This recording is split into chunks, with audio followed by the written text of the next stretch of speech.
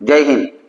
આજે આપણે આંકડાશાસ્ત્રની અંદર સૂચકાંક એનો હેતુલક્ષી જોવાના છીએ। આપણે એમાં પેલો હેતુલક્ષી છે એક વસ્તુનો ભાવ 18 વર્ષની સરખામણીએ ચાલુ વર્ષમાં 3.2 ગણો વધે છે તો ભાવ સૂચકાંક કેટલો થાય? તો 18 વર્ષનો સૂચકાંક 100 હોય, એના 3.2 ગણો 3.2 ગણો એટલે 320 નો શું થયો? વધારો। તો આપણે 18 વર્ષનો સૂચકાંક કેટલો લેવામાં આવે છે? 100 પ્લસ એમાં 320 વધારવાના કીધા છે એટલે ટોટલ સૂચકાંક આવશે તમારો 420। તો તમારો જવાબ આવશે 420। બરાબર। અહીંયા 3.2 ગણો વધે છે એટલે 18 વર્ષનો સૂચકાંક તમારે 100 લેવાનો છે ને વધારો છે એ 320, બેનો સરવાળો કરો એટલે તમારો જવાબ આવી જાય 420। એના પછી જો આઈપી બરાબર આઈએફ હોય તો નીચે પૈકી કયું વિધાન સાચું છે? તો આપણે આગળ અહીંયા આઈપી બરાબર આઈએફ આપેલું છે અને ફિશરનું સૂત્ર છે કે આઈએફ અંડર રૂટ આઈપી ગુણ્યા આઈએલ। તો અહીંયા જો આઈપી બરાબર આઈએફ આપેલું છે એટલે આઈપી ની જગ્યાએ આપણે આઈએફ લખી શકીએ। તો કે આઈએફ બરાબર અંડર રૂટ આઈએફ ગુણ્યા આઈએલ એટલે જ્યાં આઈપી છે એની જગ્યાએ આપણે શું લખી નાખ્યું? આઈએફ। હવે આપણે બંને બાજુ વર્ગ લઈ લઈએ તો અહીંયા થઈ જાય આઈએફ નો વર્ગ, અહીંયા વર્ગ અને વર્ગનું શું થાય? ઉડી જાય। તો આઈએફ ગુણ્યા આઈએલ, આ આઈએફ ને ઓલી બાજુ લઈ જાઓ એટલે આઈએફ નો વર્ગ ભાગ્યા આઈએફ બરાબર આઈએલ। તો આઈએફ આઈએફ ઉડી જાય એટલે આઈએફ બરાબર આઈએલ થાય।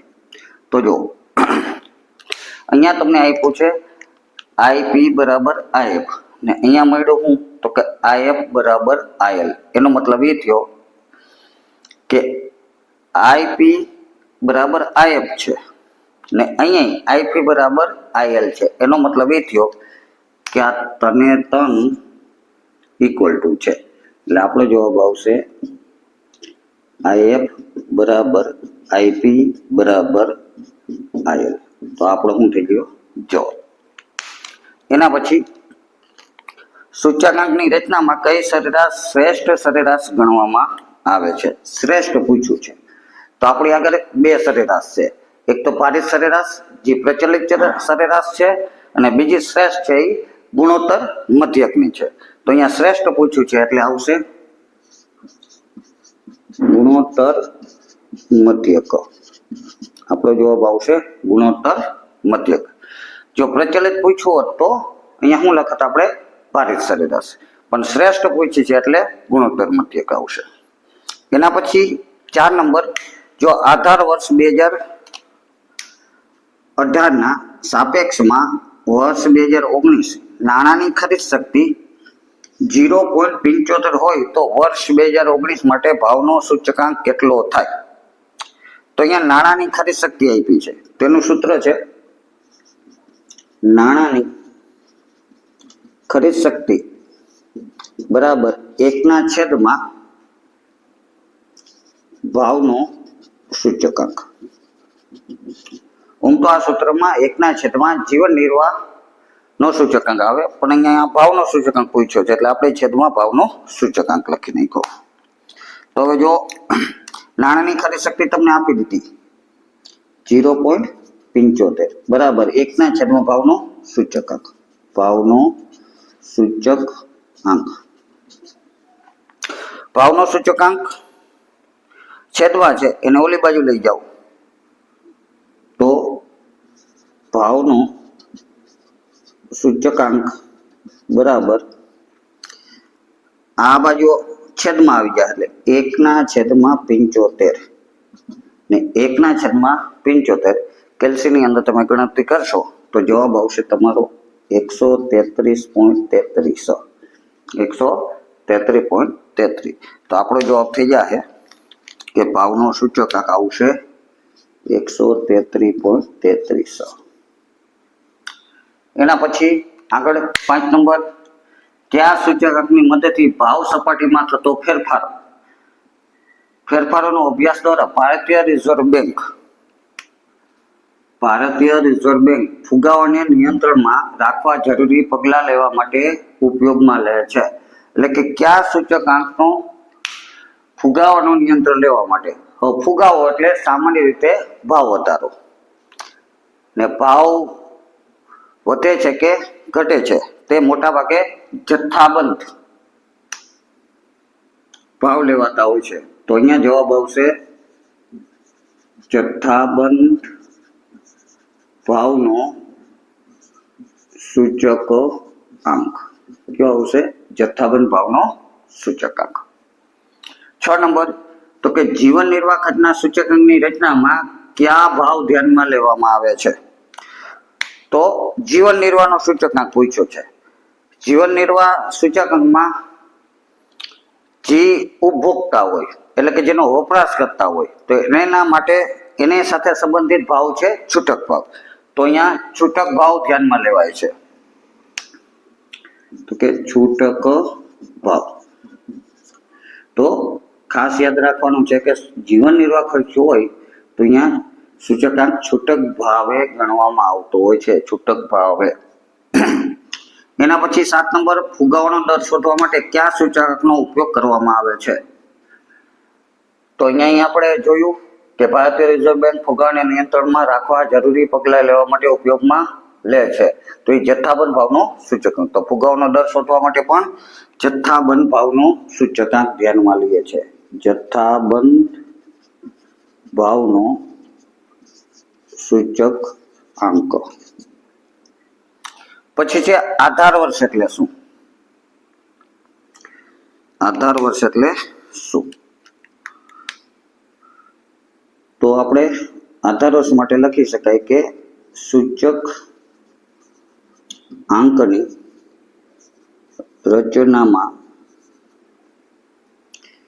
રચનામાં જે વર્તમાન સમયની ચલ રાશિની કિંમત ને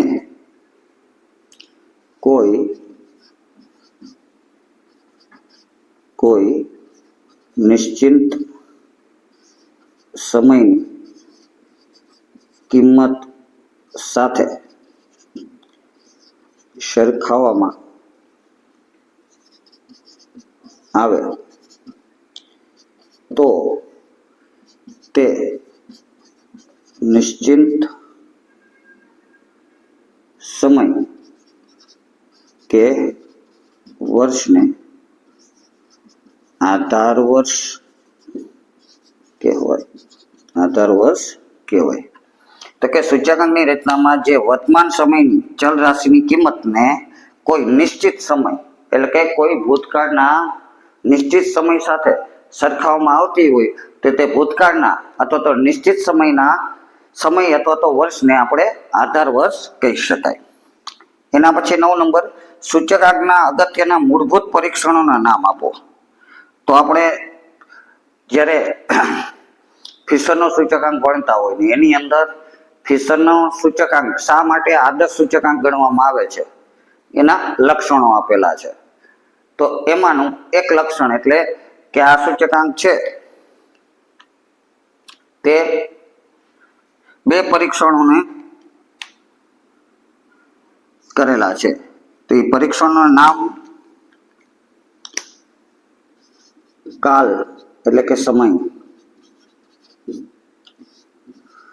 વિપર્યાસ અને પદ વિપર્યાસ.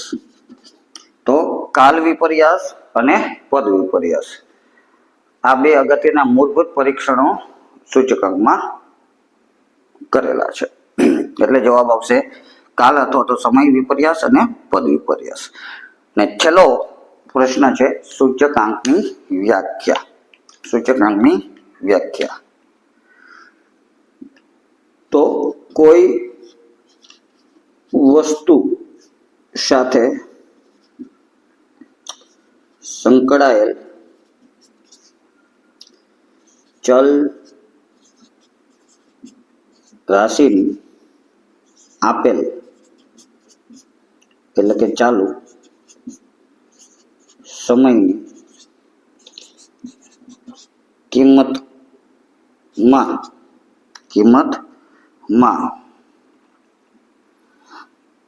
કિંમતમાં કોઈ ચોક્કસ સમય એટલે કે આધાર ની કિંમતના સાપેક્ષમાં થતો ટકાવારી ફેરફારને સૂચકાંક કહે છે. સૂચકાંક કહે છે. તો કોઈ વસ્તુ સાથે સંકળાયેલી એટલે કે જે વસ્તુનો તમે સૂચકાંક શોધતા હોય તેની ચલ રાશિની આપેલ કિંમત એટલે કે ચાલુ વર્ષની જે કિંમત હોય એની સાથે કોઈ ચોક્કસ સમય એટલે કે આધાર વર્ષની કિંમતની સાપેક્ષમાં જે ટકાવારી ફેરફાર થાય છે તેને આપણે સૂચકાંક કહીએ છીએ. તો આજે આપણે મહત્વના હેતુલક્ષી પ્રશ્નો જે વિભાગ A અને વિભાગ B માં બંનેમાં પૂછી શકાય અને પૂછવાની શક્યતાવાળા સૂચકના હેતુલક્ષી પ્રશ્ન જોયા. હવે આપણે નવા વિડીયોમાં નવા હેતુલક્ષી પ્રશ્ન સાથે ફરીથી મળીશું. જય હિન્દ.